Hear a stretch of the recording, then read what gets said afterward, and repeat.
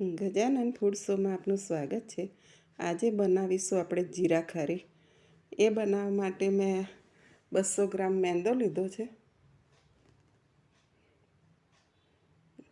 આ રીતે મેં 200 ગ્રામ મેંદો લીધો છે, એને આપણે ચાળી લઈશું। આ રીતે ચાળણીમાં લઈ અને મેંદાને આપણે ચાળી લઈશું।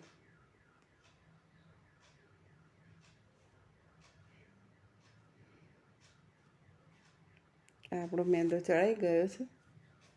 હવે આપણે એની અંદર અડધી ચમચી મીઠું નાખીશું। આ રીતે આપણે થોડું મીઠું નાખીશું અને અડધી ચમચી જીરું નાખીશું। જીરાને આ રીતે આપણે હાથેથી મસળી અને અંદર એડ કરીશું અને 2 ચમચી તેલનું મોણ નાખીશું।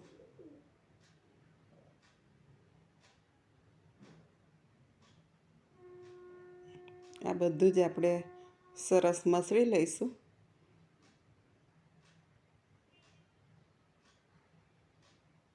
બધો જ લોટ મવાઈ જાય એ રીતે આપણે એને મસળી લઈશું। હવે આપણે થોડું થોડું પાણી નાખી અને એનો લોટ બાંધી દઈશું। એનો આપણે પરોઠા જેવો લોટ બાંધી દઈશું।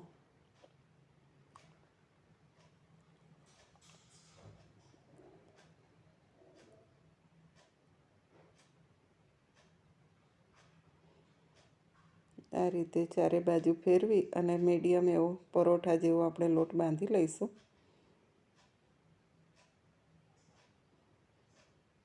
હવે આપણે લોટ બંધાઈ ગયો છે, એના ઉપર આપણે એક ઢાંકણ ઢાંકી અને એને 10 મિનિટ માટે રહેવા દઈશું।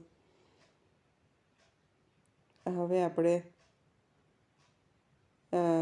3 ચમચી મેંદો અને 2 ચમચી ઘી લીધું છે, એનો આપણે સાટો બનાવી લીધો છે। ઘી અને મેંદો ભેગો કરી દીધો છે અને એનો સાટો બનાવી લીધો છે મેં। હવે આપણે 10 મિનિટ પછી આપણે લોટ જોઈ લઈશું। એના ઉપર આપણે 1 ચમચી જેવું તેલ લઈશું।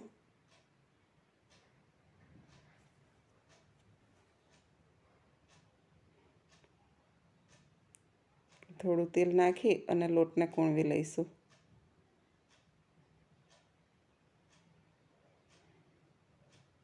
આ રીતે આપણે લોટને સરસ કૂણવી લઈશું।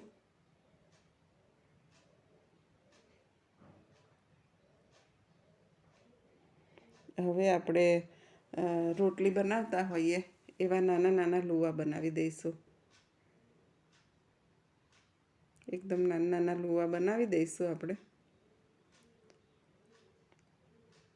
આ રીતે મેં બધા જ લુવા બનાવી દીધા છે।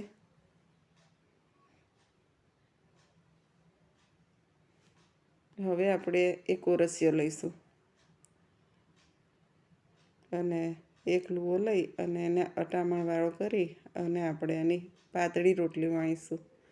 બને એટલી પાતળી રોટલી આપણે વણી લઈશું।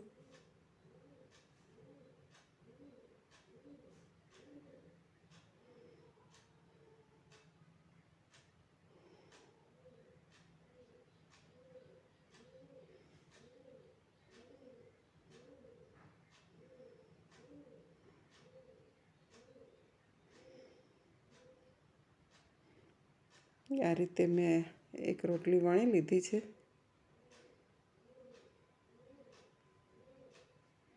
એ જ રીતે આપણે બીજી રોટલી પણ વણી લઈશું।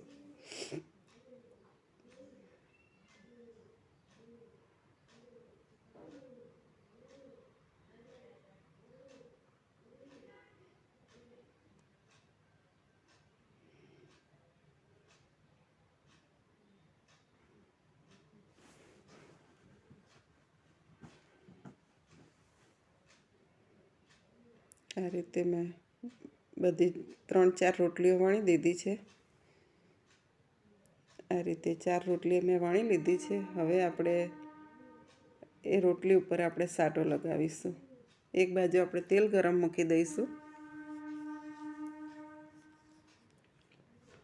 અને ઓરસિયા ઉપર એક રોટલી મૂકી અને એના ઉપર જે સાટો બનાવ્યો છે એને આપણે સહેજ હલાવી દઈશું અને પછી આપણે રોટલી ઉપર લગાવી દઈશું.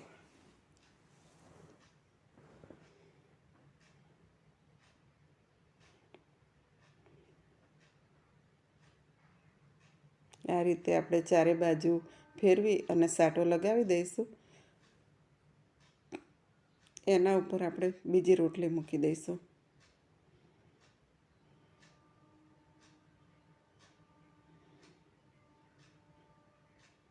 એના ઉપર પણ આપણે ચારે બાજુ સાટો લગાવી દઈશું.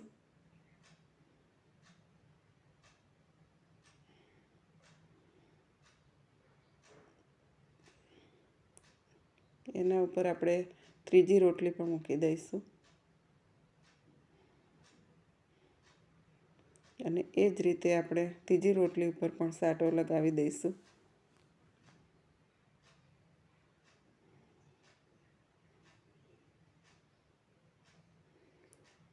હવે એને આ રીતે આપણે વાળી દઈશું વચ્ચેથી અને ઉપર પાછો સાટો લગાવી દઈશું થોડો.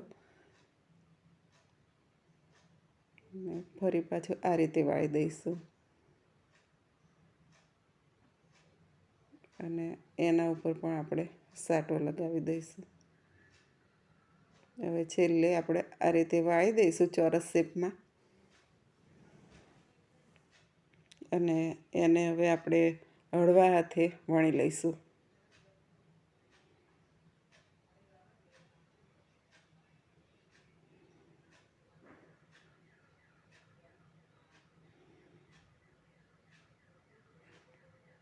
આ રીતે આપણે હળવા હાથે એને વણી લેવાનું.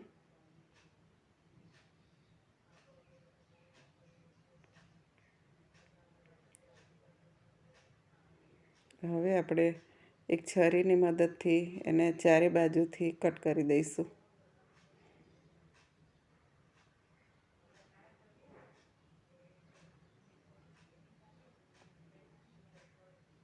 આ રીતે આપણે એની સાઈડો કટ કરી દઈશું. હવે આપણે જે શેપ જોતો હોય એ પ્રમાણે આપણે એને શેપ આપીશું.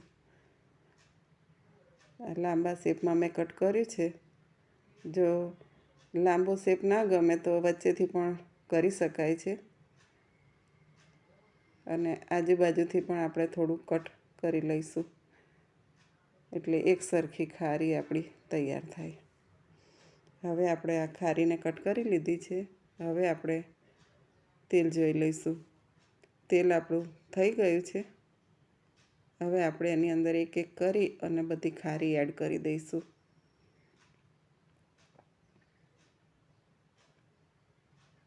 એને એકદમ ધીમા ગેસે 3 થી 4 મિનિટ માટે તળાવવા દઈશું.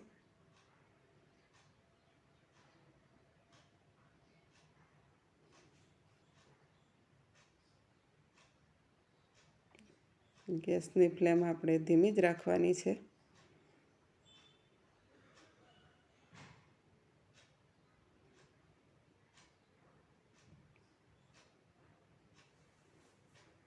ધીમા ગેસે આપણે એને 3 થી 4 મિનિટ માટે હલાવી ચારે બાજુ અને તળી લઈશું.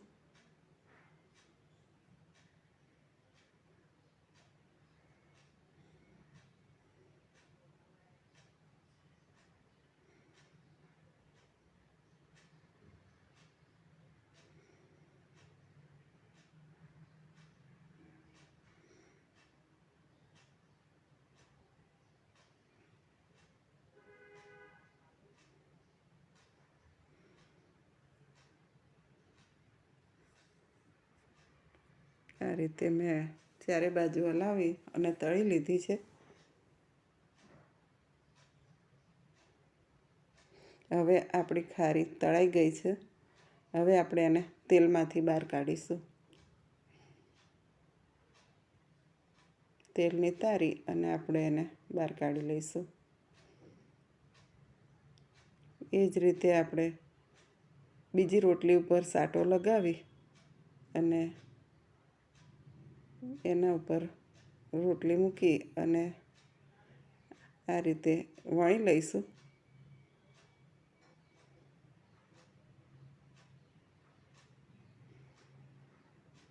એને પણ એ જ રીતે આપણે કટ કરી દઈશું.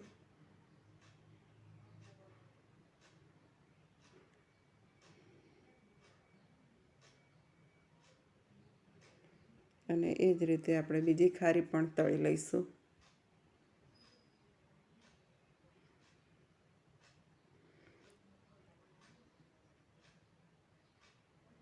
આ રીતે બીજી ખારી પણ મેં બધી જ એડ કરી દીધી છે અંદર. 3-1 મિનિટ થઈ ગઈ છે. બીજી ખારી પણ આપણી તળાઈ ગઈ છે. હવે આપણે એને પણ તેલમાંથી બહાર કાઢીશું. આ રીતે નિતારી અને તેલમાંથી એને બહાર કાઢી લઈશું. આ રીતે મેં બધી જ ખારી બનાવી દીધી છે. હવે આપણે ખારીને સર્વ કરીશું. આ રીતે બધી જ ખારી બની ગઈ છે. તો તૈયાર છે આપણી જીરા ખારી. મિત્રો, મારી આ રેસીપી તમને ગમી હોય તો વિડીયોને લાઈક કરજો, શેર કરજો, ચેનલને સબસ્ક્રાઈબ કરજો. હવે મળીશું એક નવી રેસીપી સાથે. ત્યાં સુધી આવજો.